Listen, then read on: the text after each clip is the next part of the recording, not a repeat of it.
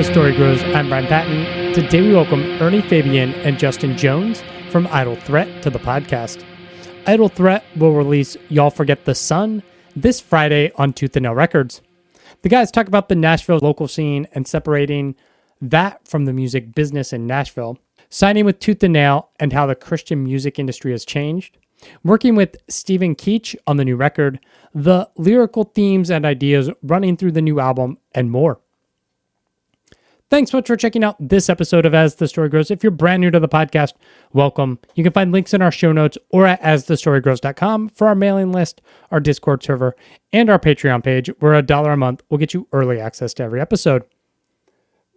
And if you like what you hear and aren't yet subscribed, I would love it if you subscribe to the podcast on your podcast platform of choice.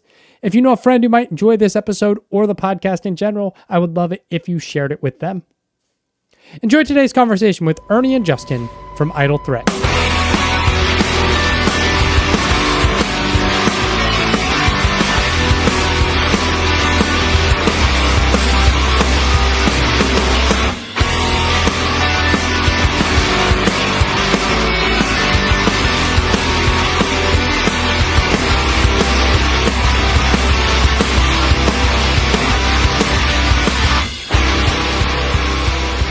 Anytime a band's from Nashville, like Nashville, obviously people live there and grow up there, but are you guys originally from Nashville, or is this kind of like, I don't know, you met there via college or for music?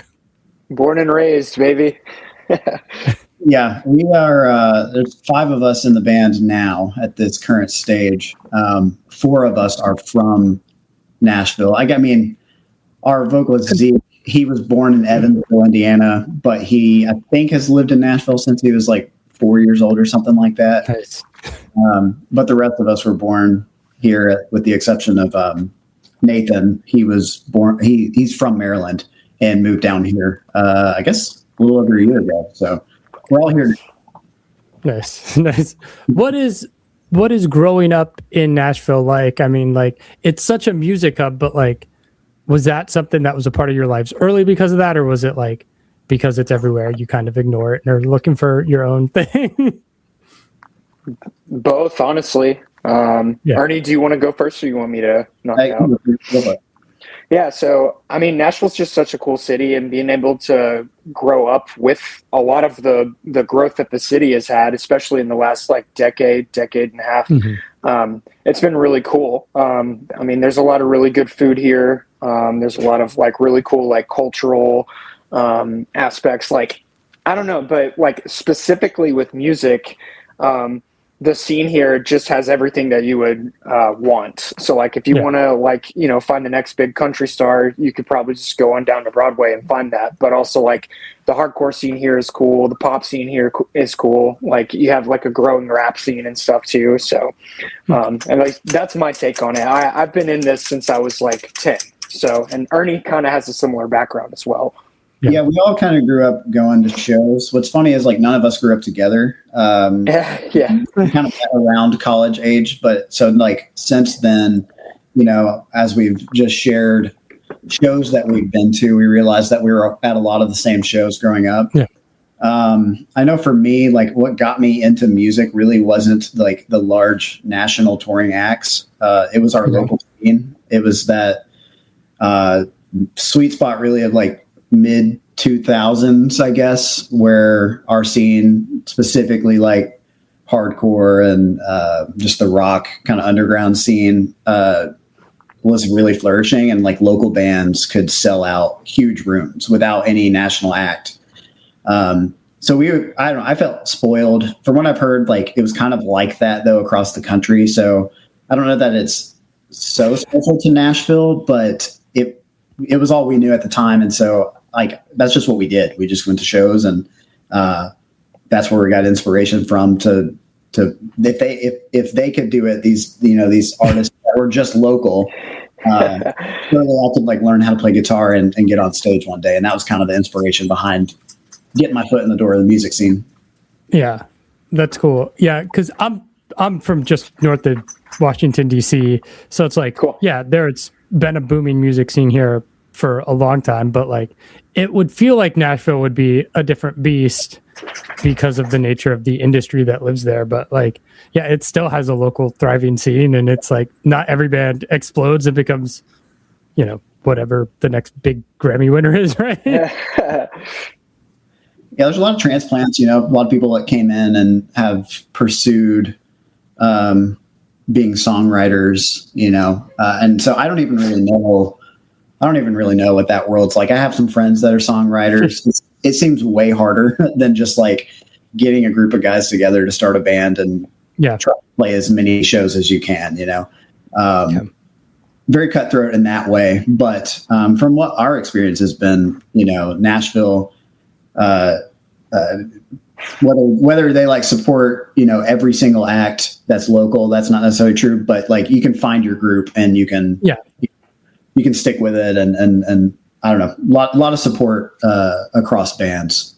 Nice. Let's talk about Idle Threat. You guys met when you were college age, but how did you guys get together and how'd this band start? So really the key piece is Zeke McKinney. He's our bass player and vocalist. He and I went to church together, and we both like played on the worship team. And I guess where we kind of like got where we kind of knew that this was beyond just like playing Chris Tomlin songs.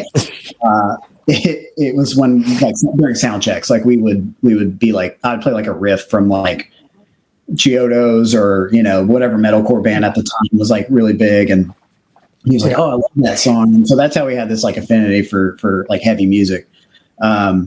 So he and I got together and we were kind of writing some stuff, and eventually we were like, hey, we should try to do this, like write with some more guys. And he was like, well, I actually write sometimes with a friend from high school who is Justin here, and they would just kind of do like pop punk covers, and I'll let you kind of speak to that. But like that was like the bridge, you know. We just got together one day. I'd never met JJ before, and I just came to his house, and that's kind of how Idle Threat started. Yeah, and it's funny being on the other end of that. We've told this story so many times. It's always so funny rehashing it. But like Zeke and I were like really good friends in high school, and then like Ernie said, we just did a bunch of like pop punk covers and stuff together, just for fun. You know, we jam in my parents' basement. But I've always been the dumb punk kid of the group. Always loved heavy music and stuff. So it was just kind of like, you know, what else could we do with this? And then he started playing with Ernie, and it was just like hey, let's like try to get together and just do something. And then you blink, and then a decade later, you've really done something special. So nice. You guys have been a band for a bunch of years before signing with Tooth and Nail. I don't remember when you guys were announced, signed to the label. I know the record came out late 21, the first record. But what was that process kind of leading up to that moment? And I know in there, like COVID happens and lockdowns, like what was that process for you guys signing with the label and kind of navigating a pandemic leading up to the release of your label debut?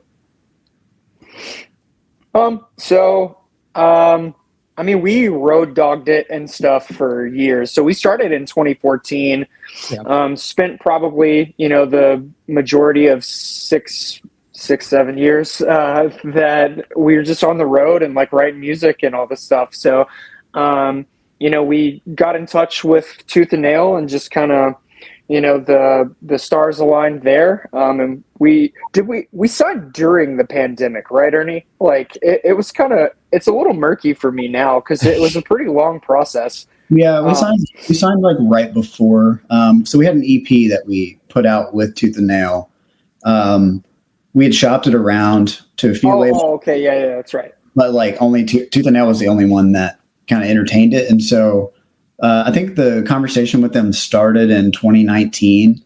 I believe we were announced to the roster in 2020 with the record coming out, or with the EP coming out in 2020.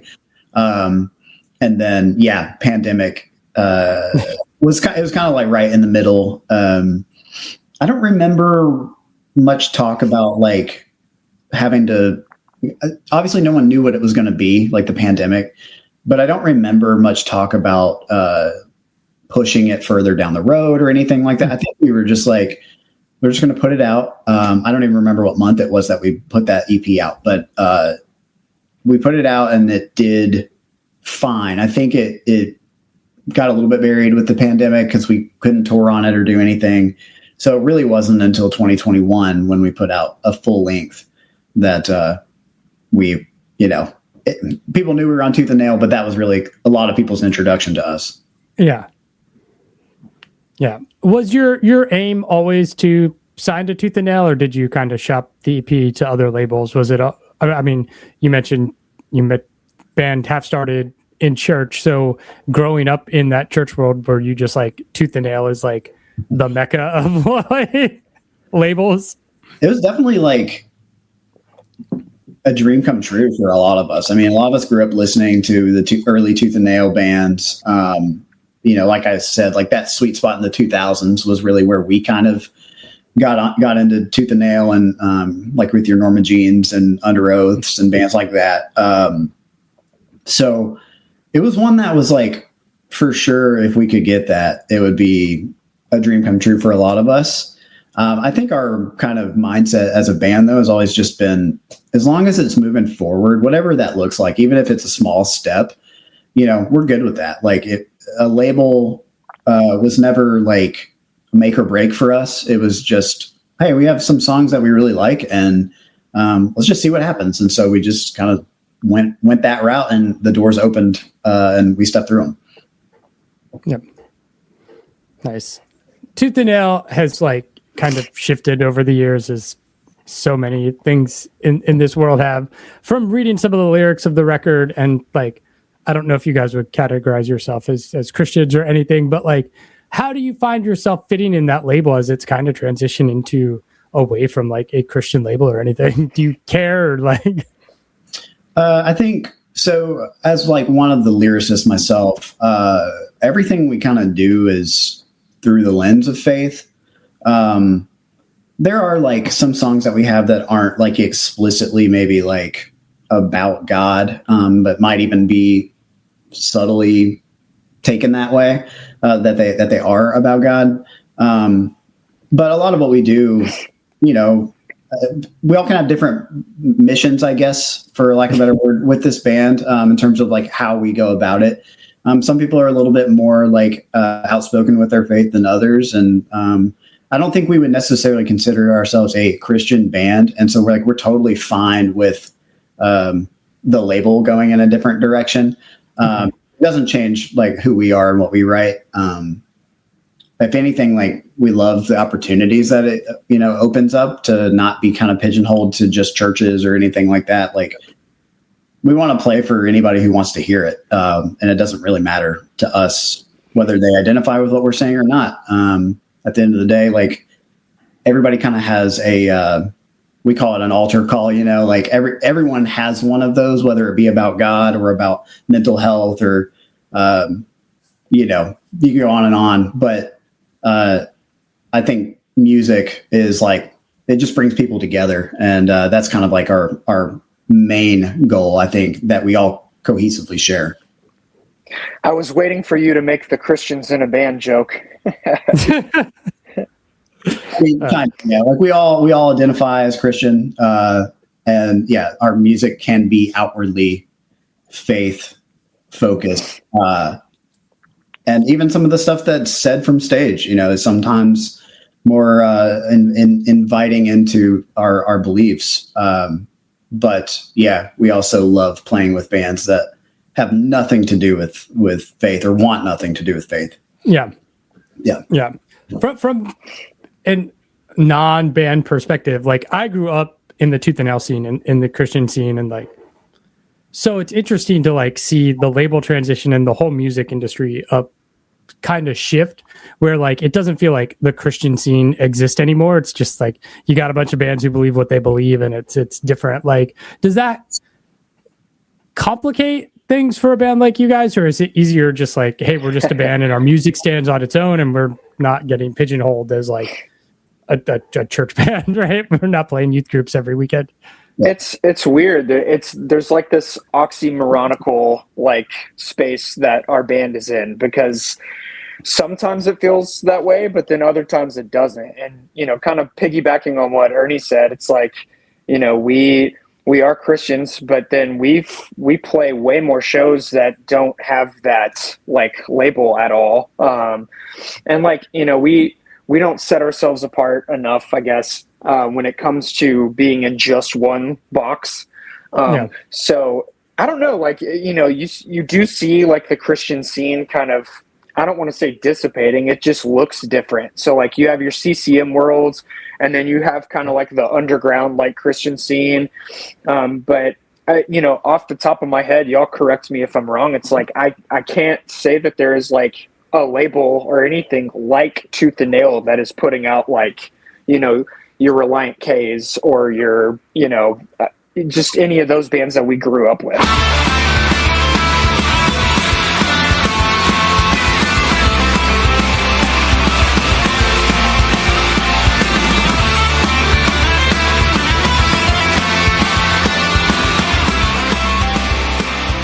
New album's called Y'all Forget the Sun out. You guys worked with, is it Y'all Forget the Sun? It's out May 8th. I misread that. I'll fix that in post. You guys worked with Stephen Keech producing this record. What led you to him, and how was that experience? Yeah. So like, it's been awesome. Like, we actually, back in, I might get the year wrong, but it might've been like 2016 or so. We did a single.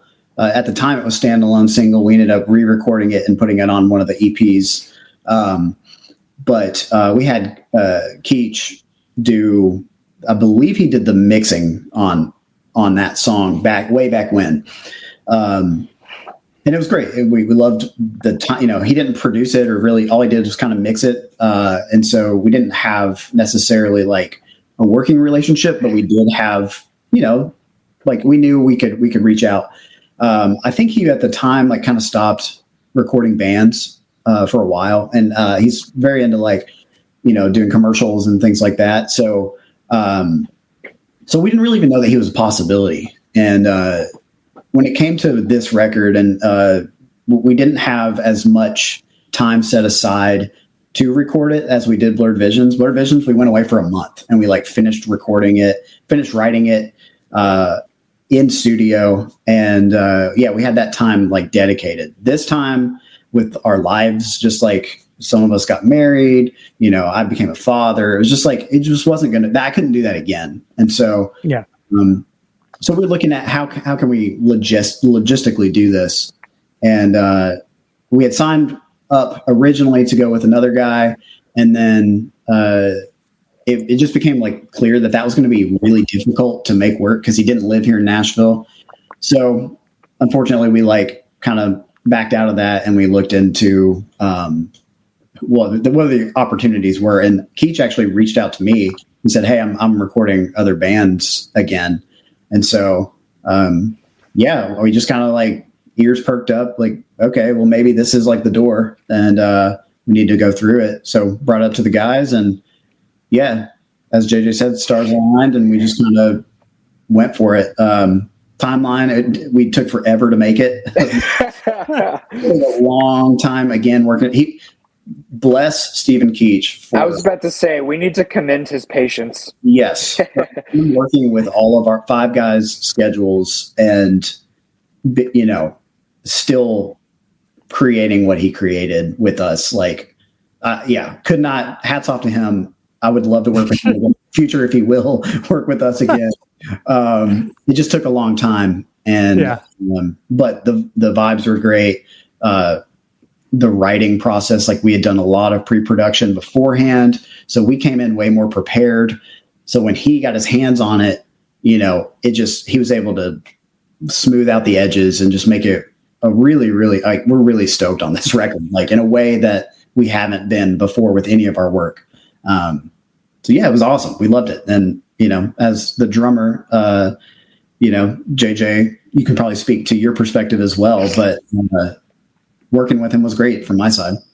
Yeah, I again, like his patience was amazing. But just even the fanboy factor of working with this, like, dare I say, legend from Haste Today. It was just one of those situations. We walked in and it was like, man, this guy's like really been successful, and like I've been listening to Haste Today forever, but then, we just hit it off as pals, and he made it really comfortable, and like, we just kind of knocked it out piece by piece, and his insight was very, very profound, but also like creative. And I don't know, it just, as Ernie said, that's, if we could do that for the next record or, beyond, that would be amazing. Like, I would get on my knees and beg that man to work with us again. Y'all Forget the Sun. It's the final track on the record. What inspired that to be the title of the album, and kind of what were things you were pulling from as you were working on lyrics and themes for this album? Yeah. So, kind of the like overall meaning of the record is that, like, on one hand, like, the days can be so dark, like some of the things that we go through as human beings can be so tough to experience, and a lot of us were dealing with some of that stuff like as we were writing this record, but it can be so dark that you forget like the sunlight exists, like going outside and getting that vitamin C and or whichever one, vitamin D, like you just kind of be stuck in this rut basically. But as believers of God, we believe that when we go before him after we're done with this world, that he is so bright and so glorious that the sun that we know will pale in comparison. And so it's sort of a message of, I guess, endurance, of getting through it. Life it's okay to feel those things. I think sometimes, like, especially as Christians, like, we're just supposed to have it all together and like put a smile on, and, you can't really go through anything serious, or it might be portrayed to some circles, that you, maybe have lost faith or have doubts. And I guess our kind of point is that, like, it's okay. Like, it's okay to have days that suck and or weeks or long periods of time. It's okay to have doubts. It's okay to falter in that faith. But our belief in Christ ultimately causes us to say, like, well, where else would we go? Like, we're going to just keep our eyes moving forward. And so the last track, the record kind of takes you on this journey of a lot of negative things that happen.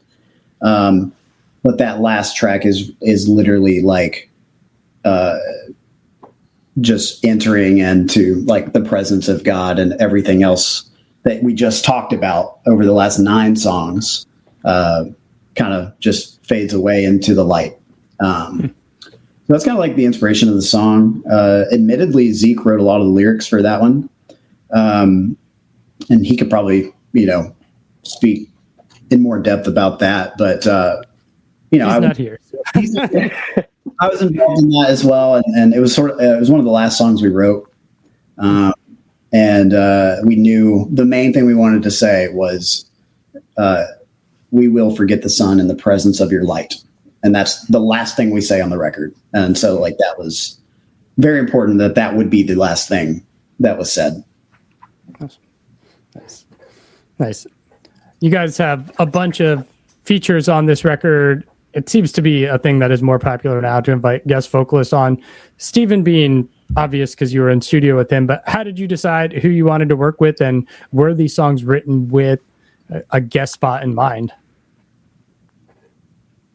JJ, you want to take that one?